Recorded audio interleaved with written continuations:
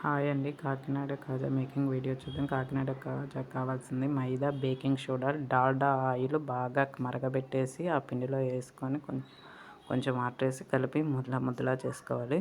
ఇప్పుడు ఆ ముద్దని 1 అవర్ రెస్ట్ ఇచ్చిన తర్వాత ఆ ముద్దని మనం చపాతీలాగా ఎంత పలచగా వస్తే అంత పలచగా ఒత్తుకొని మధ్య మధ్యలో మైదా వేసుకుంటూ బాగా ఒత్తుకోవాలండి.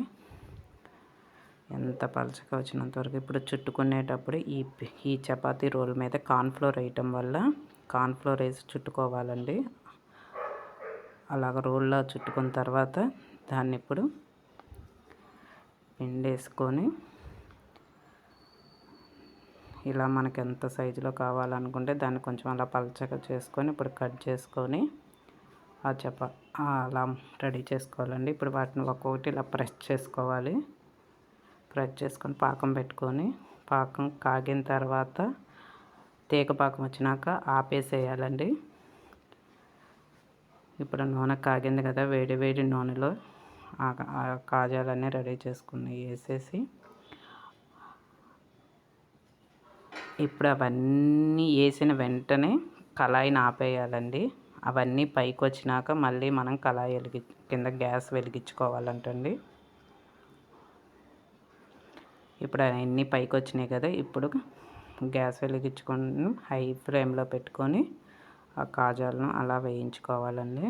అలా పావు గంటకి అలా కాజాలు పావుగంట టైం పట్టిద్దండి. అలా మొత్తం వేగిపోతాయి కాజాలన్నీ. వేగిన తర్వాత వాటిని షుగర్ పాకం కూడా మనకి గోరువెచ్చగా ఉన్నప్పుడు వేసుకోవాలండి. వేడి వేడి దాని మీద వేస్తే కాజాలు మెత్తగా అయిపోతాయి. కొంచెం గోరువెచ్చగా ఉన్నప్పుడు వేసుకుంటే కాజాలు క్రిస్పీగా ఉంటాయండి. మనం కార్న్ఫ్లోర్ వేసి రోల్ చేయటం వల్ల అవి పొరలు అనేవి మంచిగా నీట్గా పొరలు బాగా వస్తాయండి. కార్న్ఫ్లోర్ అయిపోతే రావంటండి. ఇలా ఈ టిప్స్ ఫాలో అయ్యి మీరు ఇంట్లో టేస్టీ కాజాలు రెడీ చేసుకోండి.